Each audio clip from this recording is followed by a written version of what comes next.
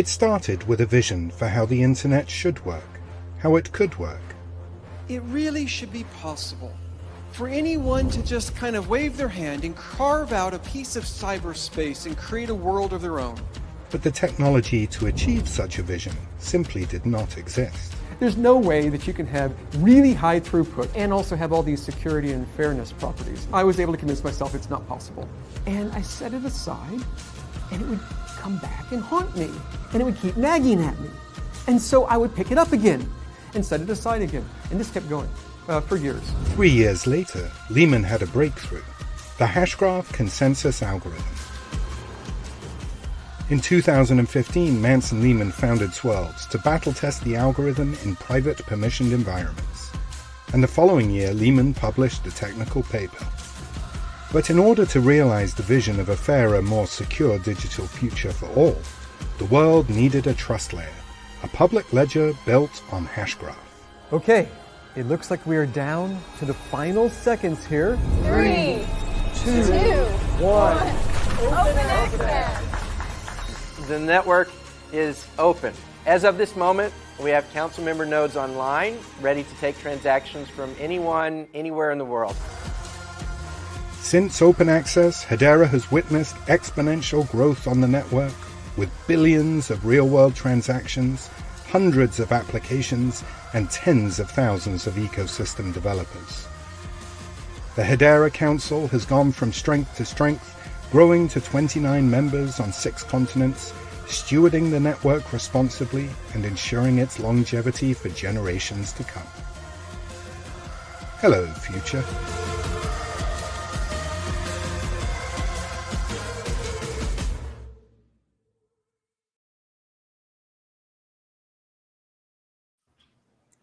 Hello, Hedera community, and hello, future.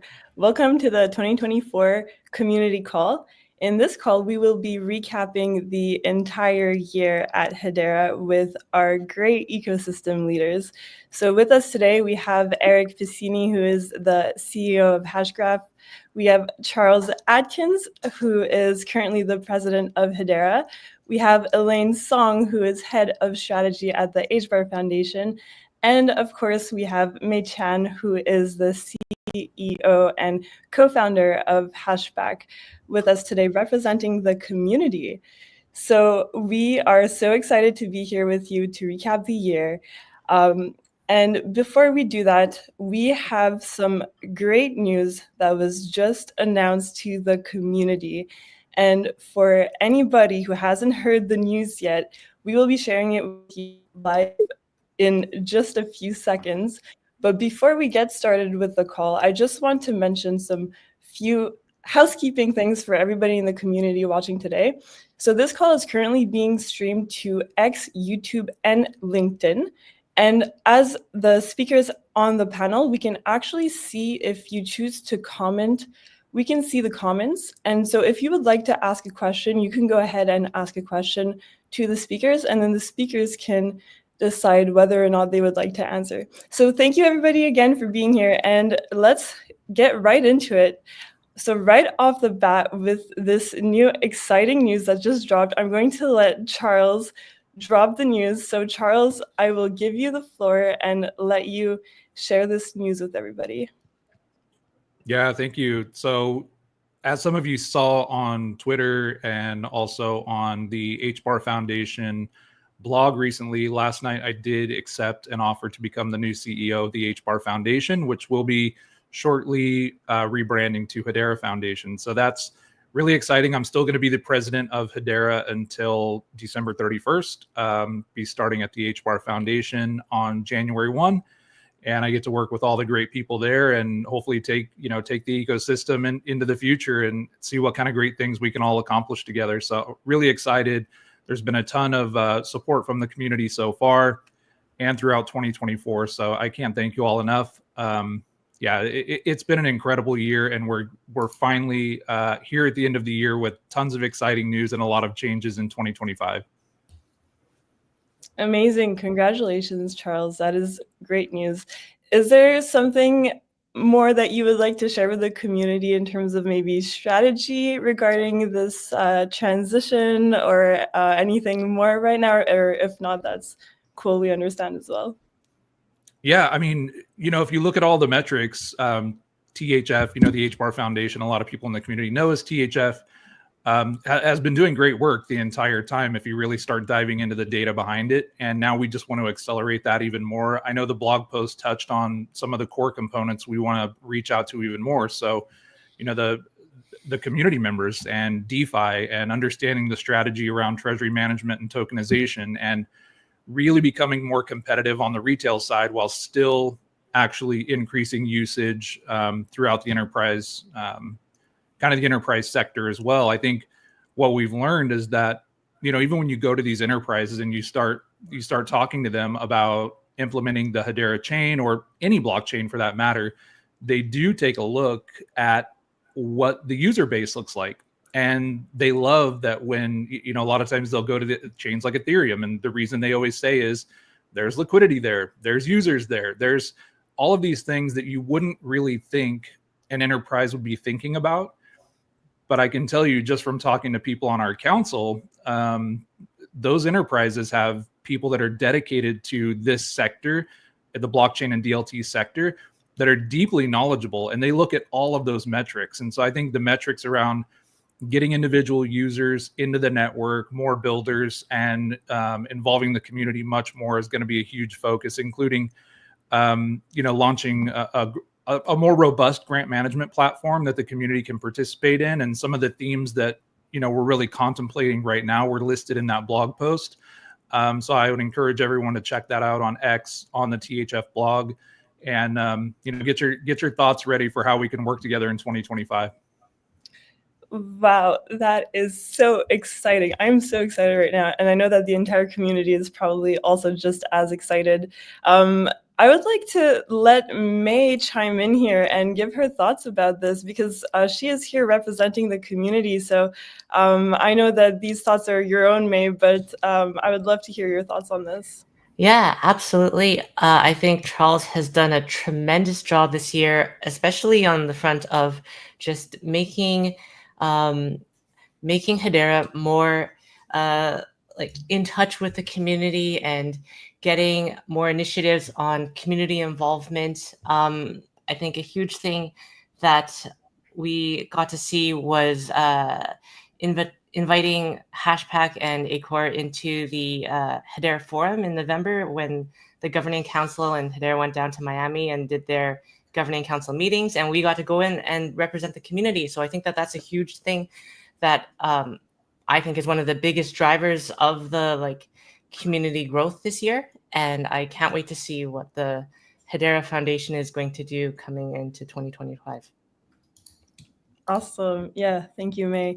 And of course, Elaine, currently heading strategy at the HBAR Foundation. Would you like to share anything about this news?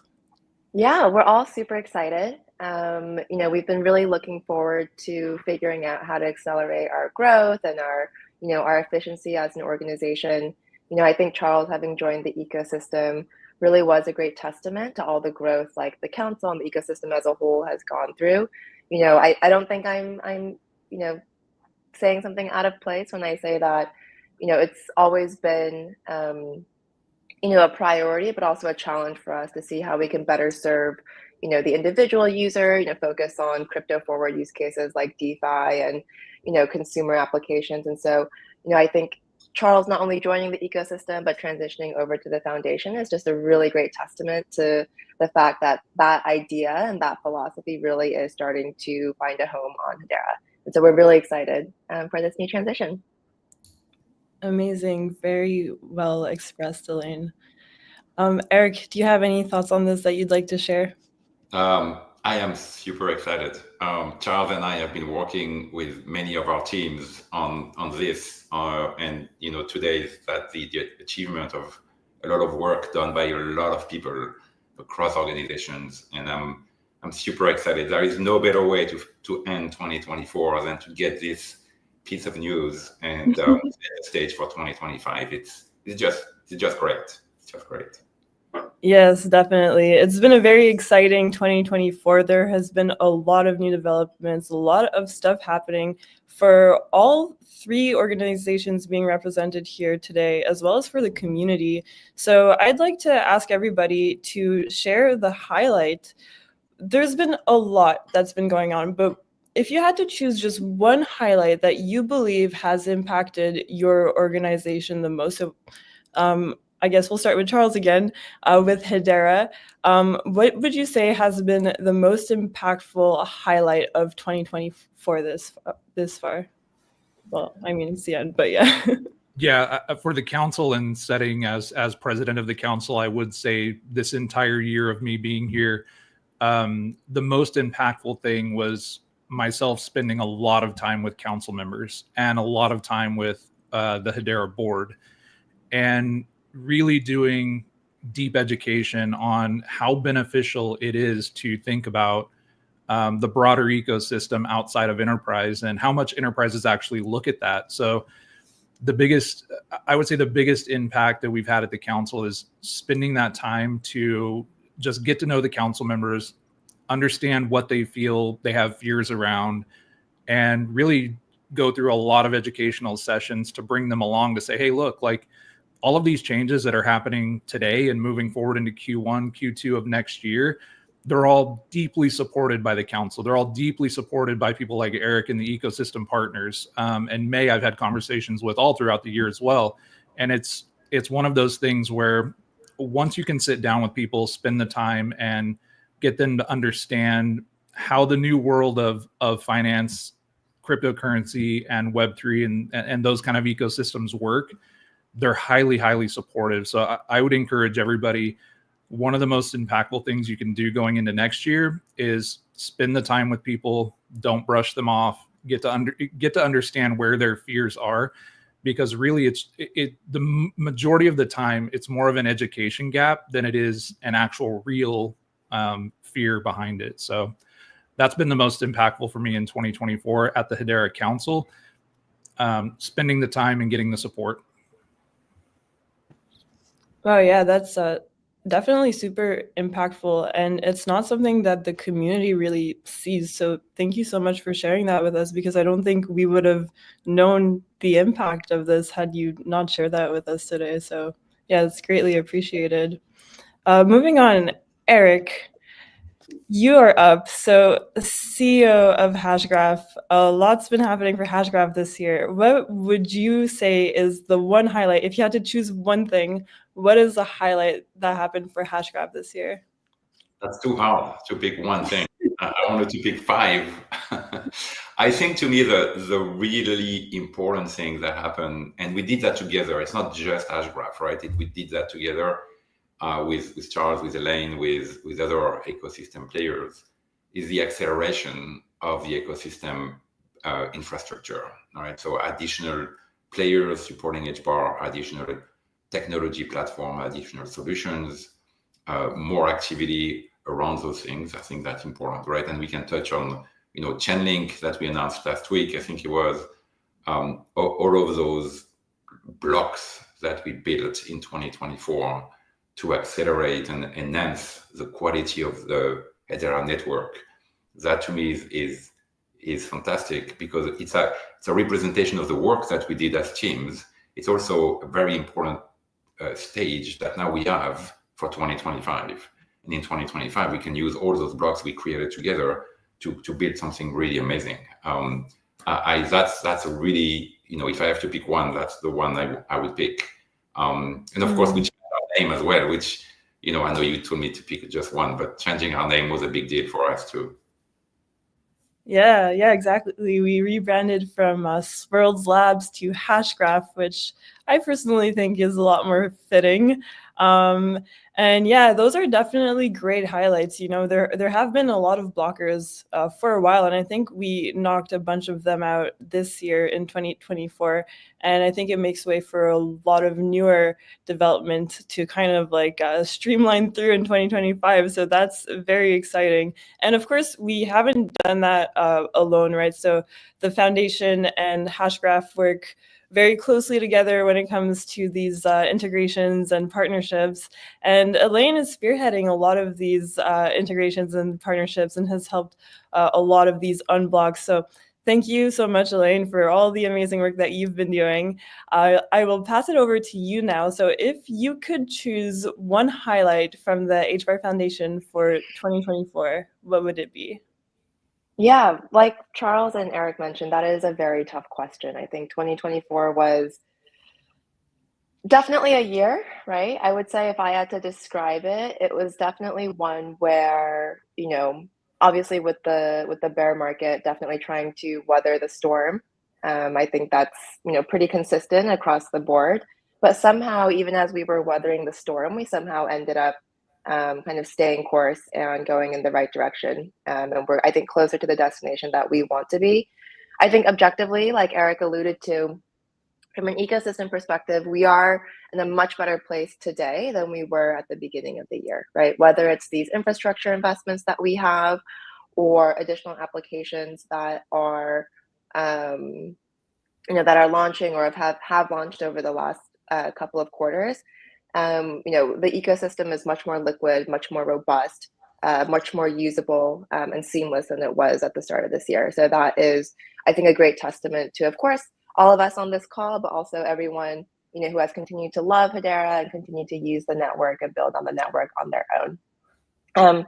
One of the testaments that we've seen is kind of what Charles mentioned with regard to the council, right? I think kind of that education really accelerated this year. I can attest to the fact that kind of the growth mindset that the council has adopted with regard to some of these new opportunities has been really impressive. And so that really, of course, is a testament to Charles's kind of leadership there. But, I do think there is kind of this trend and this, kind of updating of, what the ecosystem means and all of that benefit. So that's been really cool to see accelerate. And then we've also seen kind of the positives that we've seen in the ecosystem on like users and applications and liquidity also start to support the conversations we have with institutions or other financial market players who are interested in exploring Hedera as a network as well. So across the board, I definitely think we're seeing external validation of the ecosystem's growth. Yeah, that's amazing. I love that you mentioned institutional players, and I want to get back to that, but I want to give the spotlight to May first, and let May share with us, what do you think was the highlight for the community this year in 2024, May? I think the highlight for us is just how involved we've been as a community, how excited we've been. It's definitely been an interesting year. And like Elaine said, like there was times where there was a lot of stress in the community, a lot of uncertainty. And I think that we're like, even through that, just like the involvement has been increasing constantly throughout the year. And like we run a community spaces every other week, and we're now hitting 180,000 live viewers on our streams, where at the beginning of the year, we are maybe at 30 to 40,000. And that was already a big number for the time. And now we're just like continuing to grow. I think that one of the big milestones is Hashnals, which is our on-chain version of NFTs. Hashnals now work with Hashscan, and that is our on-chain explorer. So like we're seeing integrations at like the community level, where people who are building things are now getting recognized by the main infrastructure of the ecosystem. I think that's great. And I think just alluding to like the excitement that we've had recently in the past few months, we are now at like 800% of our total volume over the month compared to where we were in the summer. So things are really heating up, and it's super exciting to be here. Yeah, definitely. Lots of development in the community. Someone mentioned that your karate combat match was the highlight of the community this year, and I might tend to agree with that. That was really cool that you did that, actually. But yeah, thanks for sharing that. I agree. Lots of new developments, and super exciting to see the community more involved with all of the organizations, right? Like even just having you on this call with the rest of the ecosystem leaders is really great, and I'm really looking forward to working all together as we move forward. Okay, cool. So it's been an incredible year, definitely. Lots have been happening. What would you say is the biggest challenge that you face? Let's start with Charles. At Hedera, what would you say is the biggest challenge that you faced this year that you managed to overcome, and how did you do it?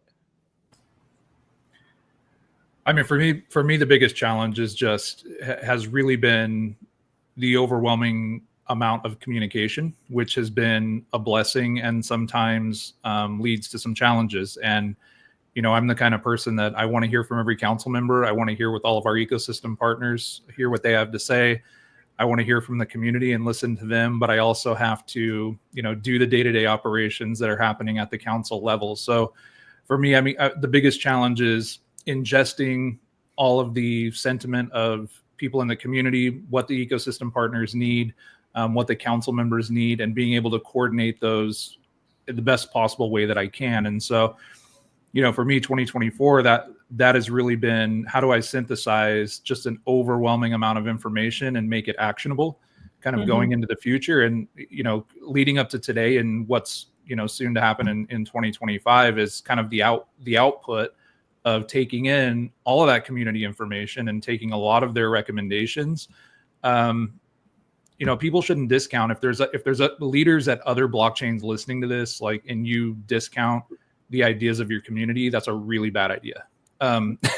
This community has given great insights, great ideas, really good direction.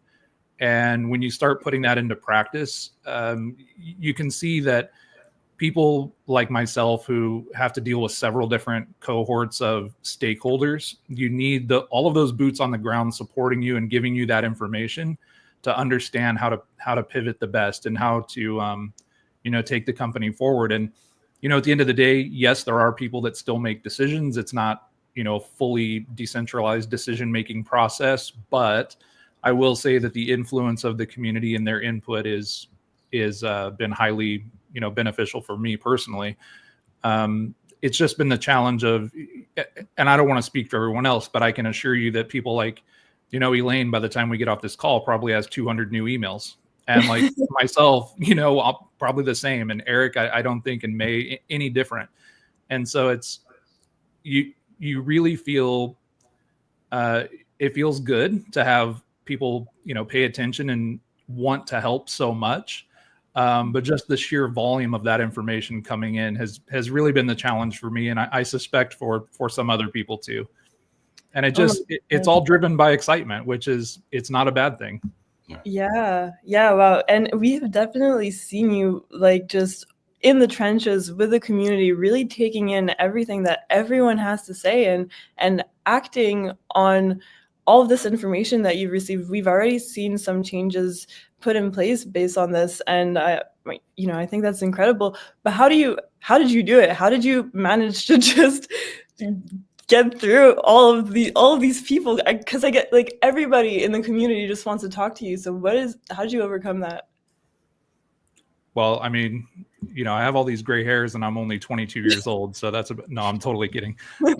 But really, it's understanding this industry. I think that's where, people at the council get really shocked. Like I've been in crypto since 2016, 17. Well, actually, if you want to just say as a buyer of crypto, 2014.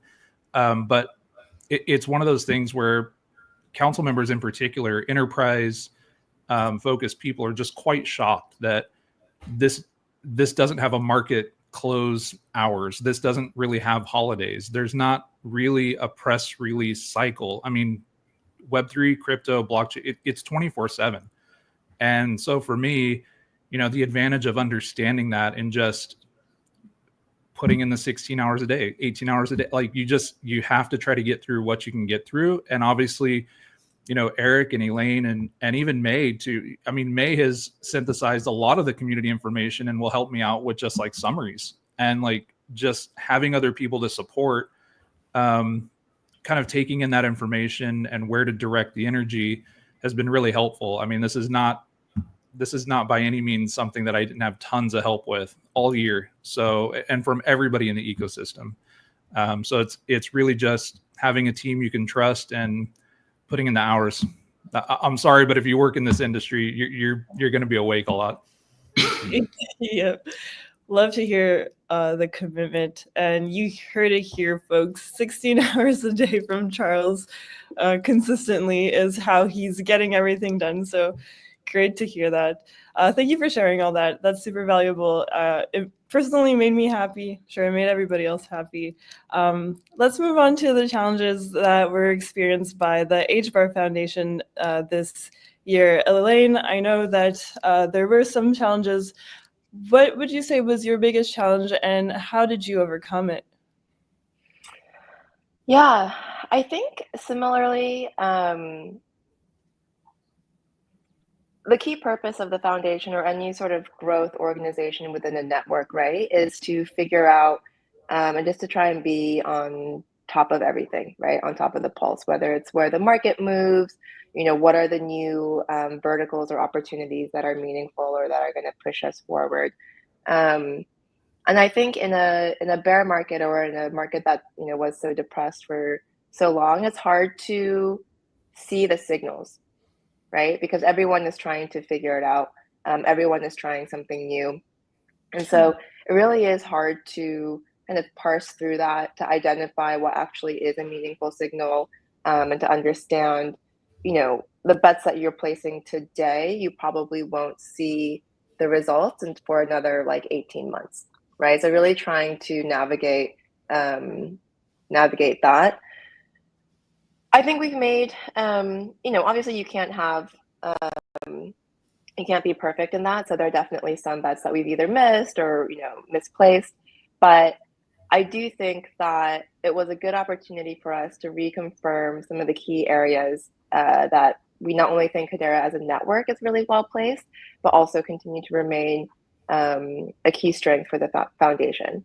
Now, obviously, even though those verticals might be generally in the same area, it does change, right, with each new each new market cycle or each quarter as things shift. So one of the things where we've seen some traction that also came about from a slight pivot is on the DeFi or the on-chain finance side, right? Really trying to understand what DeFi looks like in this cycle in 2025 and 2026, what it actually means for institutions who are looking to move their products on chain or are looking to trade different types of financial instruments. It lends a completely different color to the conversation around privacy, right? What does privacy look like for institutions who are looking to trade these assets in 2025? Privacy is actually a really good example, right? We see even on the consumer engagement side, which we still believe is a really important focus, what does that mean for the average consumer? What does it mean for the specific brand? And I think we're starting to see a really interesting conversation around privacy and customer preferences. What does it mean to have your profile kind of act as a proxy for your wallet? All of these things I think are new and things that we need to explore. Again, it's a new color for like digital identity, right? If the last cycle digital identity was, just trying to have like your name.hbar or something on chain, now those DIDs are really going to look a little bit different, especially when it comes to like consumer applications. And then the same thing on our sustainability and climate markets front. The world changes so much, and it's hard to kind of see which direction to go in. And I think this year was good in us trying to figure out that we still want to play in these verticals, but then also trying to understand what it looks like in the next cycle. So a challenge. I think we're still in the right direction, but it'll always be a moving target. Wow, yeah, that's really interesting. Really interesting to hear your perspective because, of course, everything is changing so quickly. And for you specifically, you need to be on top of it and kind of like place your bets in a sense. So it's interesting to hear about what you're thinking through and sort of your thought process about this. You mentioned that there's some verticals that you are, sure that Hedera is on the right path. Do you want to talk about more specifically, like what those secure verticals are and how you kind of see it like moving forward in 2025? Yeah, so I think in the last cycle, like the tokenization darlings were non-liquid assets, right? So commercial real estate or other commodities, all super cool and all with great use cases. But I think what this cycle is showing is that unfortunately or fortunately, the ability to trade an asset or speculation is still very much an important use case.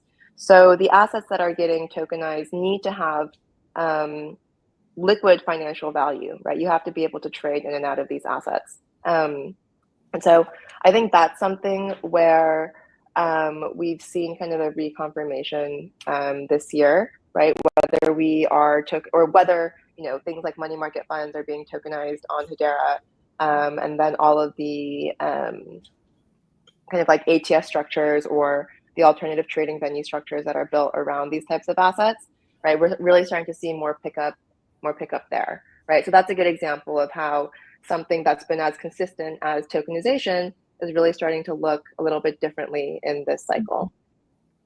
Yeah, wow, that's super interesting. Thank you for sharing those insights. Let's go over to Eric. And Eric, I would like to ask you the same question. So there have been lots of challenges 2024. What would you say was the biggest challenge for hashgraph? How did you overcome it?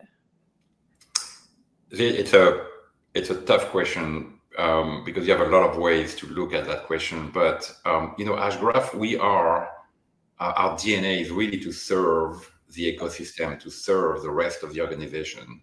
So maybe as a joke, maybe my challenge was to actually decide which cap am I going to wear today, HBAR Foundation, hashgraph, or Hedera, because we are always working, with everybody and making sure that they get the support that they need, whether it's marketing, communication, you, Mika, right, for example, but, product and engineering. And we started a lot of work in cybersecurity as well. So there are a lot of different ways we serve.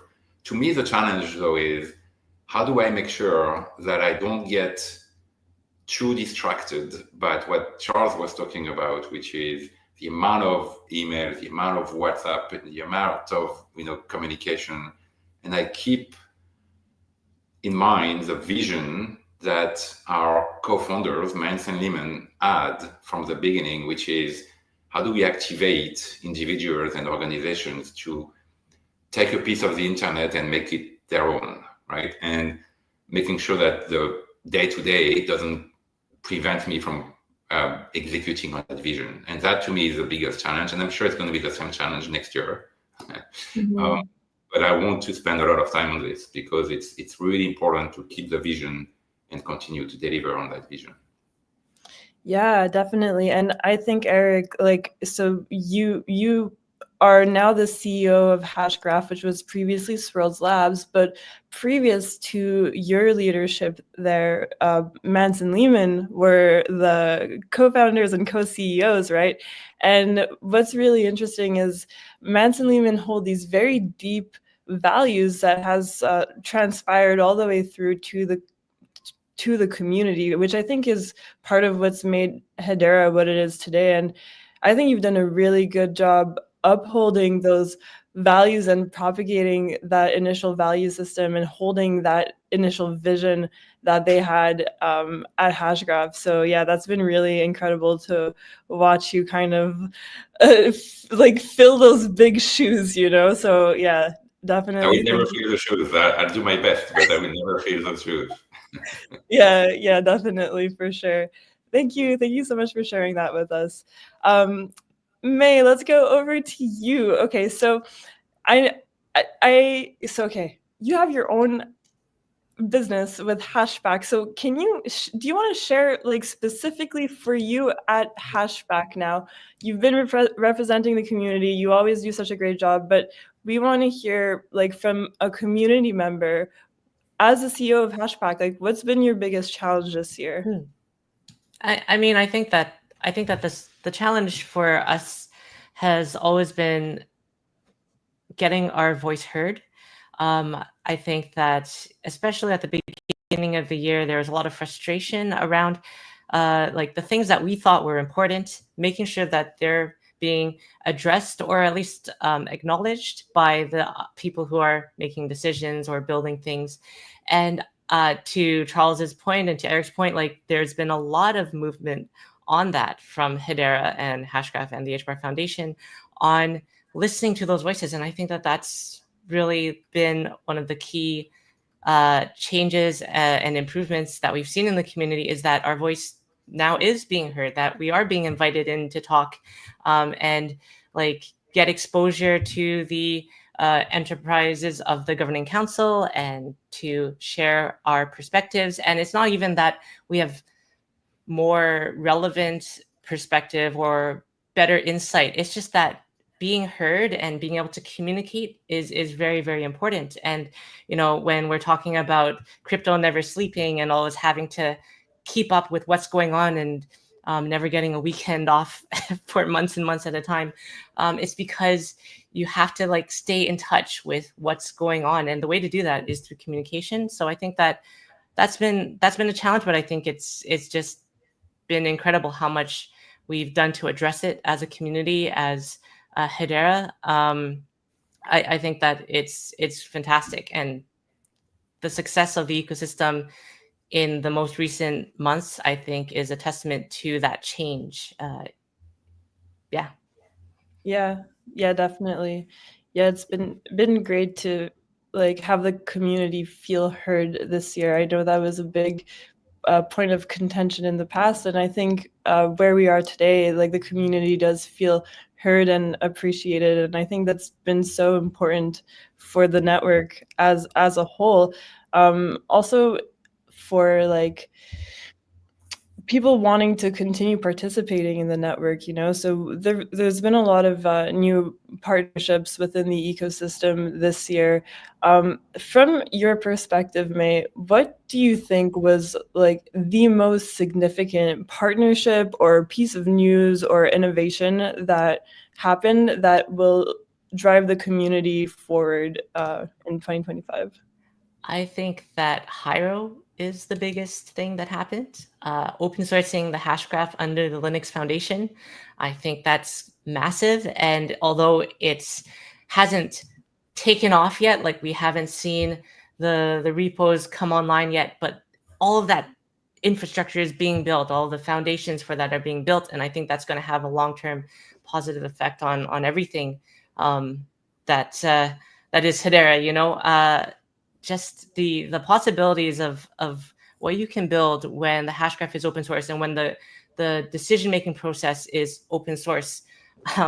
I'm super excited for that. So I think that's the biggest announcement and the most bullish announcement for Hedera from this year. Yeah, definitely. Hyro is a huge piece of news.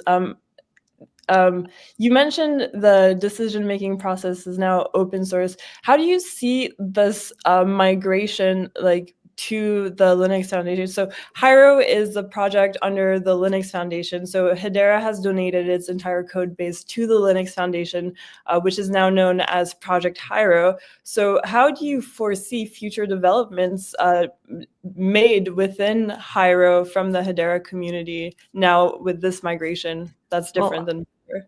Yeah, well, Hyro is the code base. So the governing council still manages the network. That has not changed. But the code base being under there means that you can take what worked in other major code bases like the Linux, like Linux itself, you know, where and Kubernetes and other major infrastructure for like all of tech that exists in these kind of foundations. And there are technical steering committees that people who are part of like the community can get involved in and drive the direction towards what people actually need and get their voices heard. So I think that that's really the major thing here, is that when there are major needs in the ecosystem, major needs by the community, those can be translated up to in a formal manner to make those changes happen. And that is very, very powerful. So that's what I think is just the best thing about Hyro. Yeah, well said, well expressed, definitely. So the Linux Foundation has a standard of governance already established where all of their meetings are open to the public, where everybody can participate. So it's an already established sort of standard that we'll be participating in as a community. So yeah, that's definitely going to be very different than what we have today, and looking forward to the changes that'll happen there for sure. Thank you for sharing that. Super insightful, May. Eric, what do you believe was the most impactful partnership or strategy or implementation this year that you think will help propel us moving forward in 2025?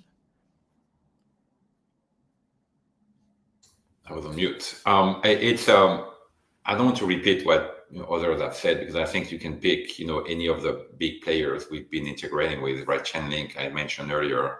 So you have a lot of that from a visible point of view, from an exposed to the community point of view. But I think to me what's interesting is a little bit what Charles said at the beginning, is a relationship that we have built with each other. And that's not visible in the community because it doesn't need to be. But the relationship I have with Charles, the relationship I have with the HBAR Foundation, with many people at Hedera, and not just me, but everybody in hashgraph has really good relationships with the rest of the ecosystem. And those relationships, and the council members obviously, but those relationships are the foundation from which we can build even better solutions. So again, it's not visible, but it's so important for the success. And I can tell you, because I've been in blockchain for about 11 years, I've seen many projects where those relationships are not good, and it does impact the project dramatically when they are not, to the point where some of them fail, right? And so I think to me that might be the biggest achievement that we did. Again, not visible to the community, but really good foundation for us moving forward. Yeah, that's a really good point that you bring up. And like you mentioned, I don't think this has been visible to the community, but now that you're bringing it up, I think it's good to share, So we have these three main organizations. We have Hashgraph, Hedera, and the HBAR Foundation, and it's been hard to coordinate within these organizations sometimes. And I think this year we've really made a lot of progress in terms of communicating with each other and establishing these flows and really working together. So yeah, that's a really good accomplishment that you bring up there. Definitely the internal sort of partnerships that you're highlighting. So yeah, definitely good development there, and good for the community to know about, I think. So thank you for sharing that. Elaine, okay, hi. So you are leading a lot of the partnerships at the HBAR Foundation, if not, I don't know, all of them. I don't know how many. Not all, definitely not all. Okay, you've facilitated a lot of partnerships this year. What do you think is the most significant one, or like the most significant ones that will have the most impact moving forward in 2025? Yeah, well, first of all, I have to say that, we have a really stellar team at the HBAR Foundation. So, I think, yes, I'm our representative on all of our cross-organizational meetings, but I'm only able to do that because we've had great, I have great support from the rest of the fund leads within the foundation, our tech team, our central function. So all of it very much is like a group effort. And so I definitely get the benefit of being able to talk about all the great things and the partnerships we have, but it definitely is something that is shared across the rest of the organization. In terms of what I think will be, either the most impactful, and this is not to discount any of the, other integrations or partnerships that we've had this year, but one that I think will have a lasting impact on our ecosystem actually is the work that we're doing with regard to EVM compatibility and what that means. I think from a technical perspective, of course, the network is compatible with the EVM, either through the ability to write smart contracts using the Solidity language, or the way that our smart contract service, precompiles with HTS and HCS. So, all that from a technical perspective stands. But this year we've had to focus a lot on the usability and the user experience with regard to the EVM, whether it's from the retail or the individual user, whether it's through the institutional user, or just from a developer perspective. And so we've actually had a number of work streams kind of dealing with this from various facets. The hgraph team, works really hard as our community managers of the Wallet Connect deployment on Hedera, which was a big win for us earlier this year. They work quite closely with us and the various wallets, in addition to the Reown team, which was formerly the Wallet Connect team. And so they've really been navigating and trying to understand what EVM compatibility really means if you're an end user, right? So what is that experience through your wallet? What is that experience through through the dApp? We also have teams like Tomb who are working on MetaMask Snap deployments, right? So a Snap is a developer-focused widget within MetaMask that allows for, I would say, more scalable and decentralized growth around that particular wallet. And so we really think that that work is compatible with, of course, our native ecosystem, in addition to bringing in users from outside of Hedera. And so I think in 2025, we'll be doubling down on this quite a lot. There's more that needs to be done on this front, to make the experience as seamless and smooth as possible. But I definitely think that moving forward, the more we are able to enhance the ERC or the EVM experience on Hedera, the better. That is super interesting to hear you say. You've mentioned, I think it's been mentioned in this call, that there will be a lot more focus on retail and developers moving forward and the community in 2025. So that's very interesting, because Hedera in general has a reputation for really catering to enterprises. So how do you see this sort of shift in focus towards developers and retail, is still maintaining Hedera's position in its focus for enterprises? How do you see it fitting in all together? Yeah, I think, Charles mentioned really early on, right, that the relationship between retail or individual users and institutional or enterprise users is not, they're connected, right? You can't really have one without the other. And so, I think one thing, just to reiterate, is that the foundation has always had a focus on retail. I think when we first started, the ability for that work to be visible to the average retail user was diminished because of the groundwork, honestly, that we had to put in place, right? In order to have a sustainable retail ecosystem, I think we found that there were a number of infrastructural gaps that needed to be plugged. And so a lot of that work, unfortunately, had to be done even before the average user could see the benefits of that, right? So, we definitely were slow in kind of the end experience that the average, person would experience on Hedera. But I can assure you that, the retail experience has always been top of mind for us since our inception. I think what's been great is that this year, right, like Eric mentioned, all of the infrastructure investments that we've been able to make finally allow for us to push applications and use cases that have a very clear end user experience. And so that's been really exciting. And then I think you're seeing that in the conversations or the external validation we're having with the other institutions or corporates or enterprises or large organizations that are interested in building on Hedera. Yeah, awesome. Thank you for answering that question. All great points. I will ask Charles the same question. Charles, what do you think has been the most significant partnership this year that will propel us in 2025? Yeah, for me, it's just a lot of the stuff that Elaine alluded to, as well is when I came in, one of the quick things that I realized was, and this also plays into Eric's point as well, of us working better together, because when you start to realize how there's so many dependencies between what creates success in a blockchain project or a crypto project.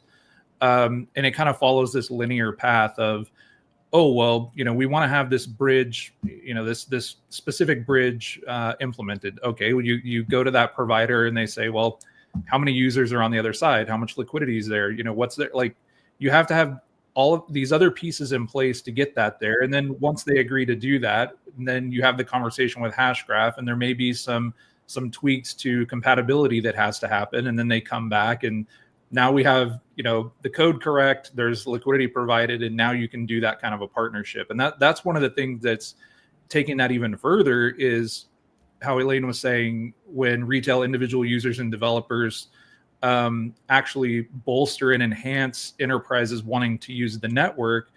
I use Gmail as an example, and Gmail started out very much consumer focused by invite only. It's got a ton of consumers on board, but how many enterprises right now use Gmail and Google Docs, Google Drive as a backbone to their document management and communications? A ton.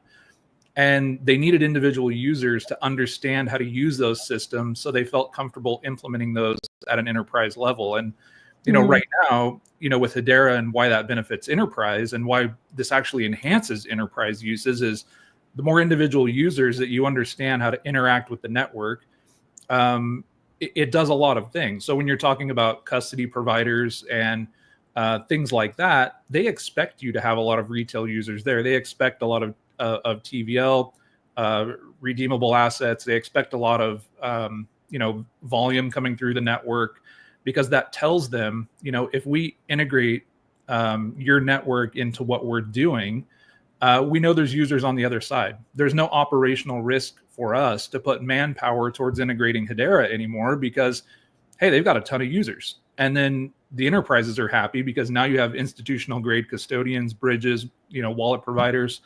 And so they're really happy to take it on. Right now there's been cases in the past where an enterprise will come and they say, we want to implement this, and there's just some little key pieces of infrastructure that hasn't been there. That's one of the reasons I was really, really excited. And I expressed this at the beginning of the year when I started at Hedera. It's really exciting to see where we are with regard to, kind of market cap, adoption, user base. We're just kind of starting on many of the core pieces that other layer ones have. So for me, I was like, the operational ceiling of where we could be from a user standpoint and an adoption standpoint is still pretty high. I mean, we're getting a lot of the core pieces still put in place. It's going to make it easier for everyone to use the network. So, I mean, that's the most exciting for me. Key partnerships, I would say, most impactful for me is just, it's all those things the community doesn't see. That's been the hardest thing of 2024, is knowing how hard everyone on this call has been working and not being able to talk about it. Yeah. It's probably the most frustrating thing about 2024. Yeah, I definitely resonate with that a lot. And you bring up a really interesting point. And, we've been talking a lot about fine-tuning the infrastructure for EVM development for more of the existing Web3 developers to be able to work on the network and integrate with the network. But what's really interesting is, we do have to adapt to the EVM because our core technology is very different. And when Hedera was conceived, it was really with the idea that, this will be the technology for the enterprises. And we've seen a lot of that. We've seen a lot of the enterprises really adopting Hedera, but it's kind of now trying to find that balance. Like, okay, yes, the enterprises are adopting it, but now where is retail as well? And so that's why these integrations are so crucial to the continuous adoption of these enterprises. So yeah, that's a really solid point, Charles. Speaking about enterprise adoption, so we've recently announced a really exciting new partnership. Do you wanna cover that with us, Charles? Do you know what I'm talking about? At this point, it's like, which one? There's been a lot out there. So the one with NVIDIA and Intel. Yeah, I should probably leave that up to maybe, I don't know. That's not necessarily a partnership that was that's just something that Equity Lab did. Maybe Eric has some insight on that he may want to share. I would say in my role at the president at the council level, I will not be commenting on that one. Okay. Maybe next year I will be commenting on things like that. Okay, thank you. Does anyone on the call want to share anything about this exciting news? Well, I can share a little bit on what we do with Equity Labs, but Elaine is doing a lot of work with them as well. So Equity Labs is this organization out of Stanford University, which is building, amazing AI capabilities, and they decided to leverage Hedera as a network to guarantee the auditability of their model, the auditability of the outcome of that model. And Jonathan, their CEO, would do a much better job than I do explaining what they're doing. But we've been supporting them across the board, all of us, to make sure that they can bring those solutions to market. And the announcement with NVIDIA is one piece of that. And it's really exciting not because only AI and blockchain are the two key topics that are in the news today, but because also the real value that we're going to deliver together is extremely impactful to society, right? Is how do you trust those AI models? How do you trust the outcome of an AI LLM? How do you do that, right? And we have the technology and the partnerships to do this. So that's really exciting. That's really, really exciting. Elaine, I'm sure you have a little bit more. Well, I think the Equity Labs and that opportunity to me is another example of something that we don't really talk about a lot, but is actually the relationship between software and hardware. And I think Hedera is actually unique, or one of few networks that has been built kind of in conjunction with understanding the requirements or the opportunity that exists at a hardware level, right? And I think one of the key things that stands out is the fact that this opportunity with, at least from the way I see it, with Dell and Intel, has a very strong hardware component to it, right? And to me, that is made possible by the strength and stability of the network, by the fact that it is so scalable. We've seen this actually, with kind of the pilot that LG had with regard to ArtLab, right? The ability to marry software with hardware. LG really revolutionizing kind of the screen technology, which is as hard as you can get from a hardware perspective. And so, that connectivity, I think, is something that's super unique to Hedera. Mm-hmm. Yep, definitely. Great insights on that partnership, Elaine. Thank you so much. We are coming up on time here. It has been an incredible call with so many insights from everybody here.